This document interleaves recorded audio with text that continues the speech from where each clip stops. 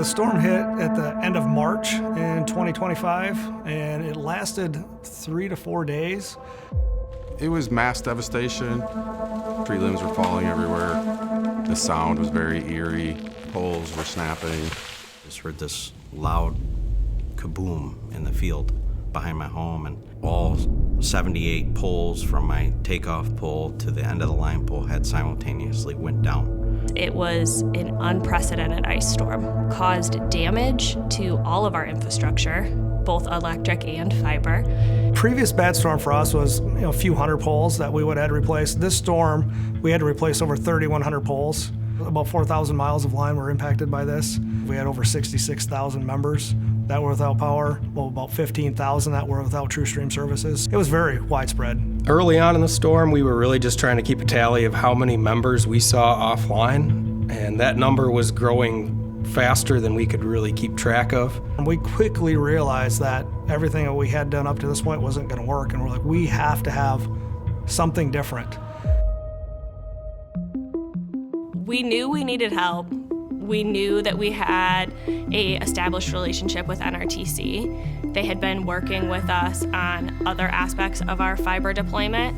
So the idea was hatched to contact them. From the time we asked for something to help us to the time they had something in our hands that worked was 18 hours. I remember coming into the room, the excitement that was building with the team. They're like, hey, come over here, you gotta look at this. And I mean, immediately they put it up on the big screen and they're pointing to things on the map. They're like, hey, look, here's our outages and here's the overlays we have in for all these different things. The mood of the room, it changed immediately. That was probably the moment we knew we were gonna make this happen.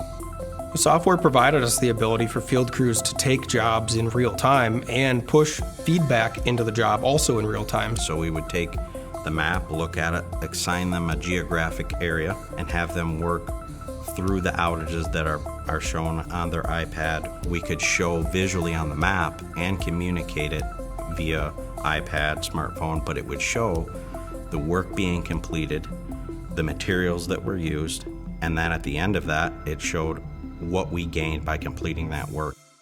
Knowing that NRTC already knew us as an organization and our network was invaluable. They became an extension of our team. Every night we had a list of changes, and they would work that overnight and push that into the map for 7 a.m. the next morning. We'd pick that up, and they'd continue evolving. As we were learning through this time of crisis, NRTC as a partner was learning with us and providing real-time solutions.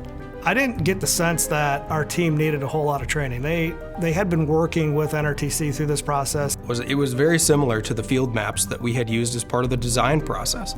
So we already were familiar with it. I think it's really easy to say that this is never going to happen to you or that natural disasters aren't going to hit, but the reality is we're all susceptible. Relationships are a huge part of being successful. The relationship that Great Lakes Energy has with NRTC, it was clearly on display during our storm event, and I feel like as we continue to move forward, it's going to be critical to our success.